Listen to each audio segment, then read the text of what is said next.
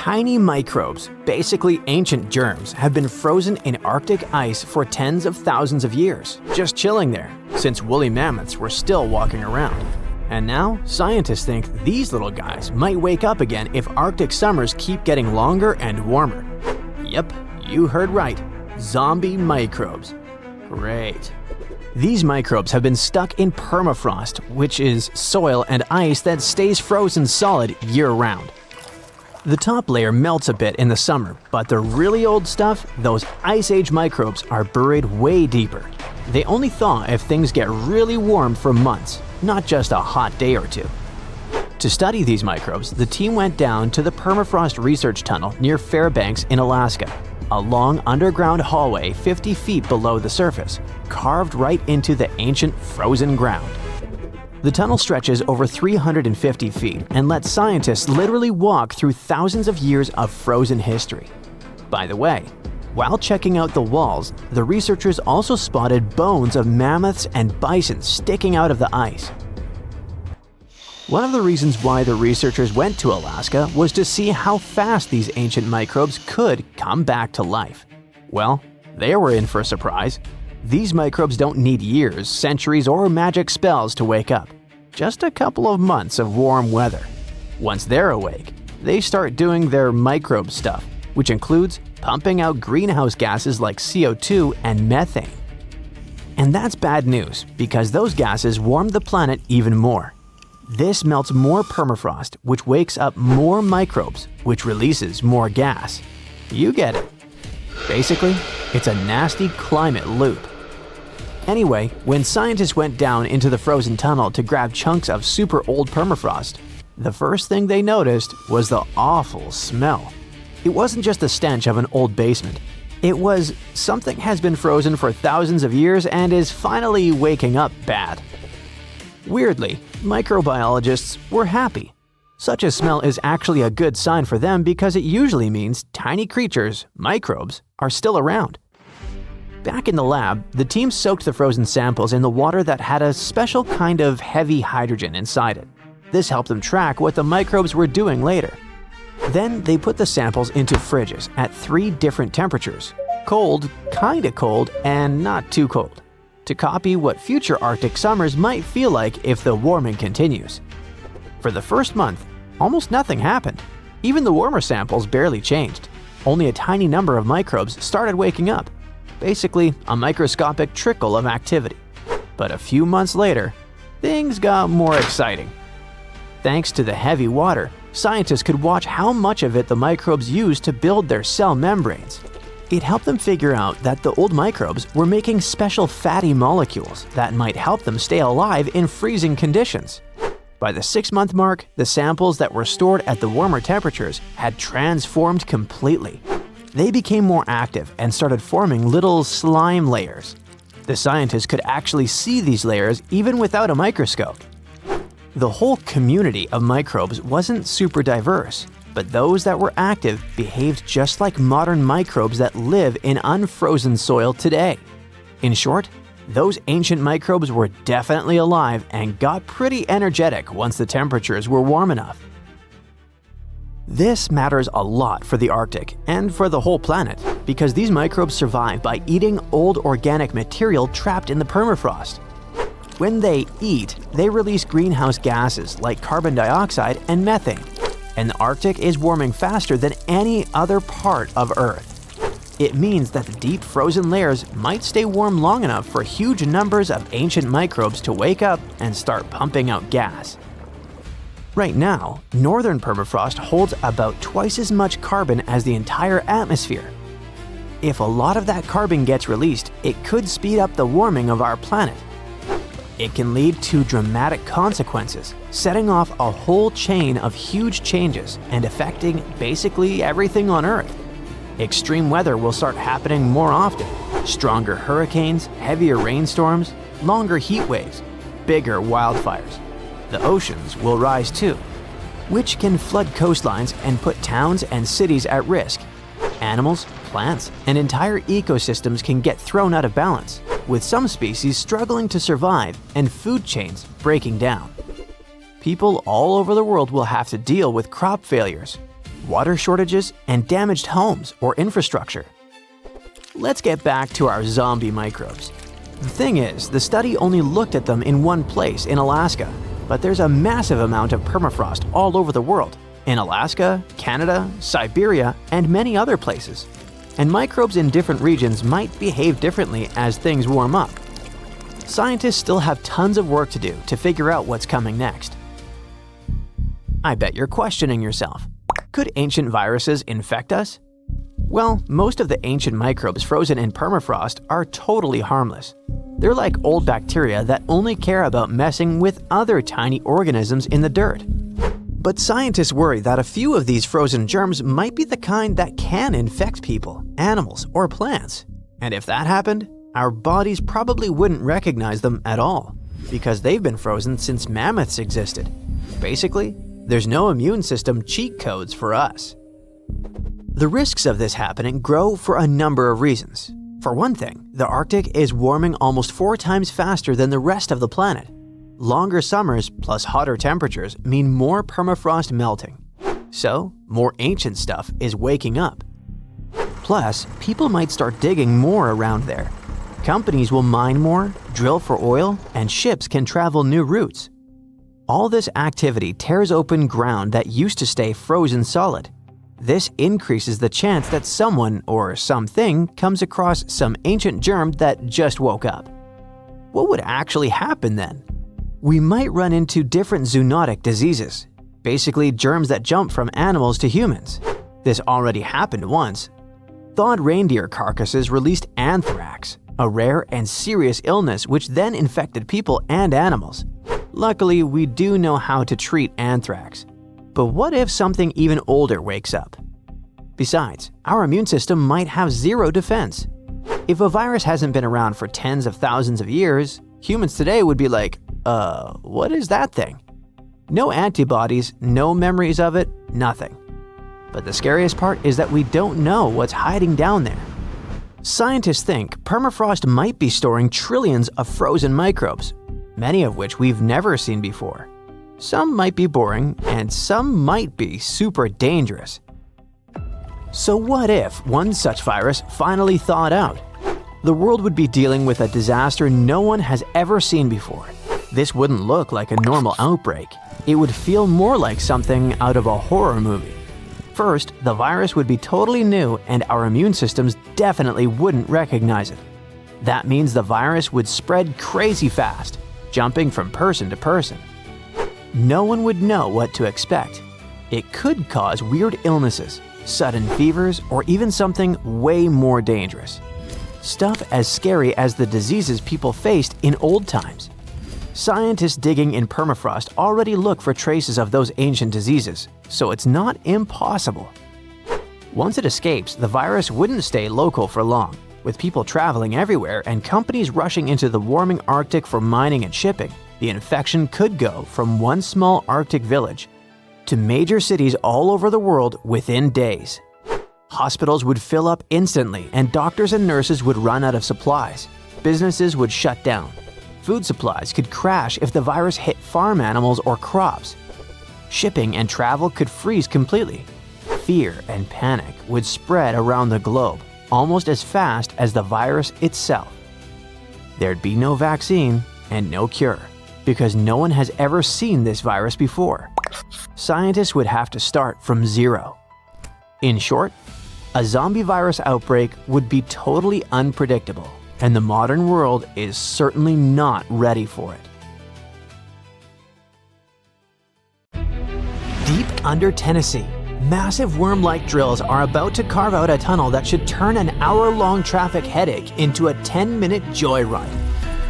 It could be one of the craziest US tunneling experiments in decades.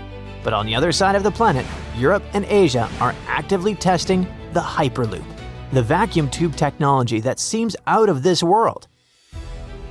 These are two totally different ideas, but they have the same goal: to make sci-fi travel a reality. For the first vision of the future, we have to focus on Nashville. The story here is about a blueprint for something called the Music City Loop. It's a proposal for a private paved underground highway meant for Tesla vehicles. The whole idea is point-to-point travel. You get in, pick a destination, and go straight there without stopping at every station. You can already ride a limited version in Las Vegas around the convention center. Nashville is supposed to be the city-scale test. The proposal is a direct underground link between Nashville International Airport and downtown. The new transit system is supposed to reduce a 9-mile, 40-minute trip to just around 8 minutes. If they pull this off, the experience should be truly futuristic. You hop in a car at the terminal, drop into a tunnel barely wider than the vehicle itself, and shoot through a pressurized tube. You bypass the gridlock, ignore the stoplights, and arrive at your hotel before people on the surface have even merged onto the highway. That all sounds amazing, but how close are we to this reality? The technology technically exists, but it has some massive issues. The system in Vegas is simple and it uses real drivers. To hit that 8-minute promise in Nashville, the cars can't be driven by humans. They'd have to drive themselves bumper to bumper at highway speeds inside a tunnel barely wider than the car. In a space that tight, human reflexes aren't fast enough. One hesitation or malfunction and the entire system turns into a traffic cork. So we need automated driving systems or really cool robots. But before we worry about AI-driven vehicles, there's one other issue. The real problem isn't the tunnel, it's the ground itself. Large parts of Tennessee sit on limestone, a rock that slowly dissolves like a sugar cube in water. Over time, that turns solid ground into something closer to Swiss cheese, filled with hidden caves and empty pockets. That's a problem for any tunneling project here. When a drill hits one of these hidden voids, it doesn't just slow down. It can suddenly break into the open air. Water can rush in. The machine can lose support beneath it. Tunneling here becomes a real-life game of Minesweeper. One unfortunate turn and the machine can fail and sink. Even worse, the collapse can travel upward, opening a sinkhole at the surface, right in the middle of a busy city street. But if the ground is this dangerous, why build this in Tennessee? The reason is simple. Nashville is in the middle of a massive traffic crisis. It's one of the fastest growing cities in America, and the surface roads are already at their breaking point. The city is desperate enough to try anything, even if it means drilling through a geological minefield. Engineers see Tennessee as the ultimate final boss for tunneling. If they can prove that this high-speed system works in limestone full of hidden caves, they can prove it works anywhere on Earth. It's a high-stakes bet. Solve Nashville's gridlock or watch a multi-billion-dollar project disappear into a sinkhole. But while Americans are busy fighting the ground, other parts of the world are trying to avoid it altogether and basically fly through the air. This brings us to the second vision of the future, the Hyperloop.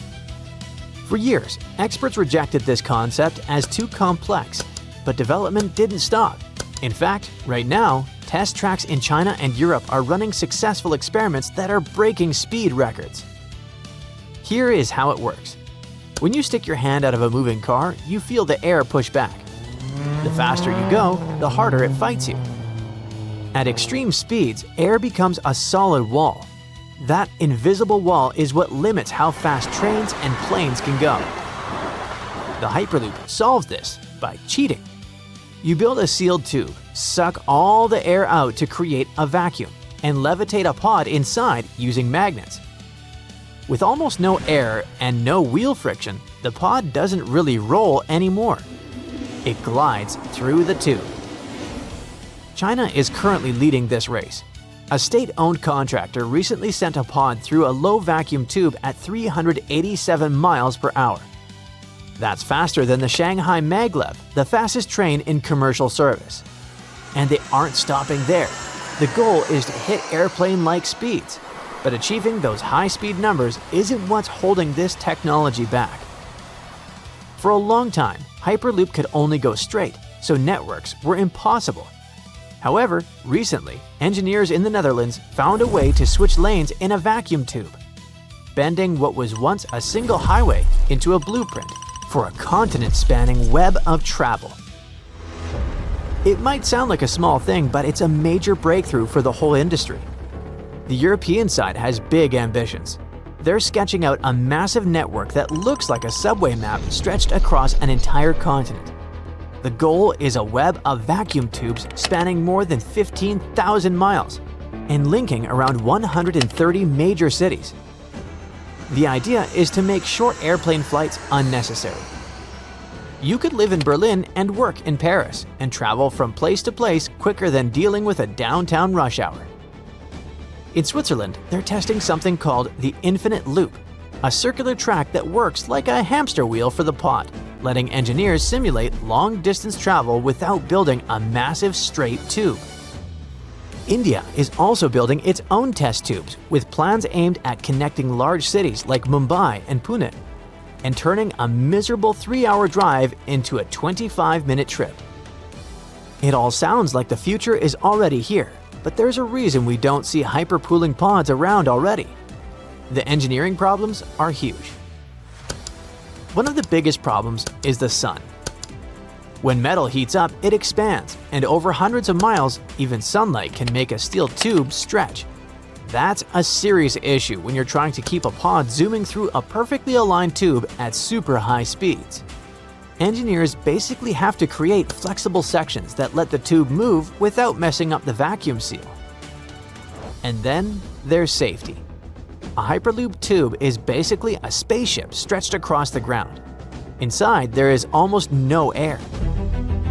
Outside, normal atmospheric pressure is constantly trying to find its way in. If the tube is damaged by an accident, a structural failure, or even debris, the air does not slowly leak inside. It explodes inward.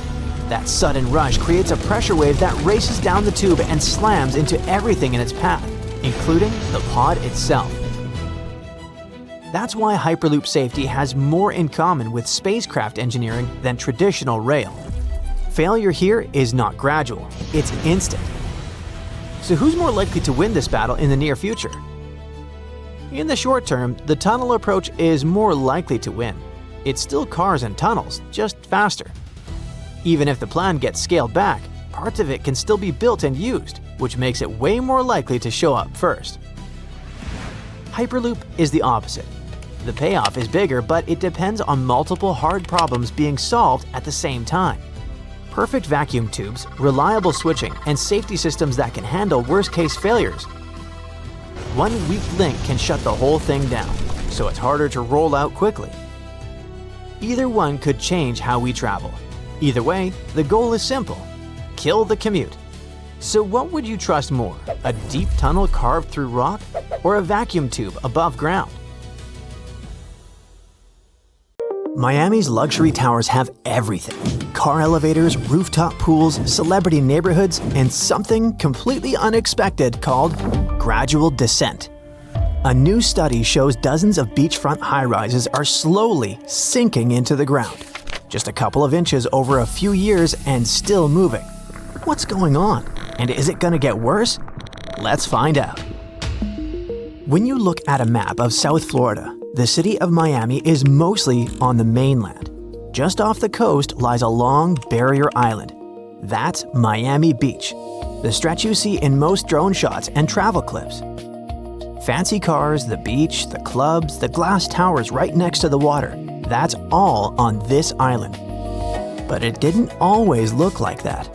For a long time, this area was mostly older hotels and simple apartment buildings. As prices went up and richer buyers started chasing ocean views, developers began knocking those down and putting luxury high-rises in their place. Floor by floor, that island turned into a narrow wall of glass facing the Atlantic Ocean.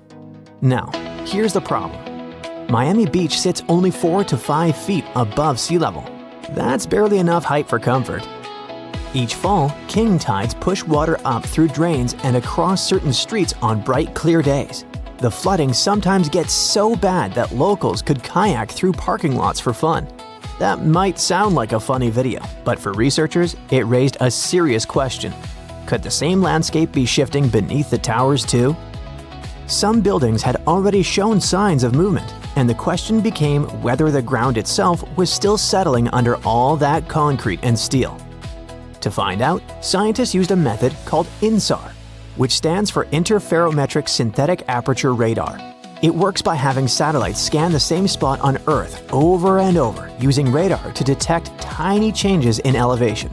It's like watching a tower in slow motion from space, tracking whether it holds steady or slowly sinks. Those scans stack hundreds of satellite passes over the same balcony corners and roof edges. It's the same kind of radar NASA uses to track volcanoes and ground shifts. With enough images, researchers can spot motion as small as the thickness of a credit card. Between 2016 and 2023, they focused on this section of coastline from Sunny Isles to Miami Beach. The data showed that at least 35 high-rise buildings had moved downward over that period. In some cases, the ground had dropped just under an inch. In others, it was closer to 3. That may not seem like much, but over a short time, and in structures this heavy, it means something's off. These weren't new buildings under construction. Most were already finished, which makes the continued movement unusual. In theory, they should have settled and stopped, but they didn't. So what exactly is making the ground sink under these towers? Let's look underground, specifically right under these nice-looking buildings. Beneath the island is a mix of sand and Miami limestone. It is strong enough to build on, but it behaves more like hardened coral than solid mountain rock. Water moves through it, pressure moves through it, and sometimes the ground shifts in ways engineers can't properly predict. One possible explanation is something called creep deformation. It sounds like a villain from a B movie, but it's actually a slow-motion rearranging of particles under constant pressure. Imagine parking a heavy truck on soft ground. It makes little dents right away, but if the truck stays there for a long time, those dents slowly get deeper. The ground keeps squishing a tiny bit at a time. That slow squishing is what might be happening under these buildings. But it's not just the weight. Construction itself can wake the ground up. Pile drivers, excavation, and heavy machinery can shake the sandy layers enough that older buildings nearby start shifting again. The study also found that some of the newer towers showed stronger movement overall, likely because the soil beneath them was still adjusting after recent construction. And then there's the water. The limestone underneath acts like a sponge, soaking up water from the ocean below and the rain above. When that water moves around, it quietly eats away at the rock and shifts the sand that holds everything up. That's how the ground slowly loosens. So, we have a spongy ground, heavy buildings, and the constant shaking from construction. Plus, water flowing through the rock. Over time, all of that adds up. It presses down just a little at first, then a little more. We're only talking inches, but even small uneven shifts can be enough to make engineers nervous. So, what does this mean for the buildings and all the people making social media reels? Probably, and hopefully, nothing. At least not tomorrow. We're still far away from disaster movie scenarios. Structures won't topple over. There won't be sudden sinkholes swallowing cars. It's not how it works. But this problem does raise some eyebrows, especially after what happened just a few miles north in Surfside. In 2021, the Champlain Towers South partially collapsed. It was a huge tragedy that Miami will remember forever. That disaster didn't happen just because the ground moved. Issues kept piling up slowly over the years. Engineers discovered cracks, rust, and bad drainage. The building was falling apart from all sides, and then it was too late to do anything about it. But since then, the city has been paying more attention. Engineers are reassessing older buildings near the coast, and local officials are pushing for stricter inspections. The radar data doesn't mean a building is unsafe, but it can be an early warning. A signal that something deserves a closer look. For residents, though, there's a catch. Right now, there's no rule that says developers or building managers have to monitor ground movement with satellite scans. The study didn't involve teams going inside or taking core samples. It was just a space-based scan from above. If you zoom out from the sinking tower drama and look at that long strip of land, it's already one of the weirdest pieces of real estate on the planet. A good portion of the Miami lifestyle is literally fake land. Star Island, Palm, Hibiscus, the Venetian Chain, and a bunch of other spots started as sand at the bottom of Biscayne Bay. The bay was dredged in the 1920s. The sand was piled into islands, and developers turned those piles into celebrity neighborhoods where houses now cost tens of millions of dollars. Some of the richest people on Earth treat this area like their private game board. Fisher Island, just off South Beach, currently has the most expensive zip code in the United States, with a median listing price in the 8-figure range. A bit farther up sits Indian Creek, known as the Billionaire Bunker. It has only 41 houses, its own police force, and neighbors like Jeff Bezos and Tom Brady. One empty 1.8-acre lot there was recently listed for around $200 million, just for the dirt and the view. And all of this floats along the edge of Biscayne Bay, next to an actual national park full of beautiful marine creatures like dolphins, manatees, and sea turtles. More than 100 bottlenose dolphins live in and around the bay year-round, racing past boat docks and tall condos, like they're extras in someone else's movie. So, what happens next? Engineers keep scanning, inspectors keep checking, and everyone online keeps posting drone shots like nothing odd is happening under their feet. That's Miami, a strange blend of glamour and physics that never quite behaves. It's not a crisis, it's a maintenance routine. As long as the people in charge pay attention to quieter signals like slow dips in elevation or small structural changes, the skyline should hold. Maybe it settles a bit. Maybe it stretches and groans. Now that engineers and scientists are aware of this issue, they can prepare and propose solutions. Until then, the towers will still be up and the bay will still shine bright. The whole city will keep drifting in its own style, just slightly downward.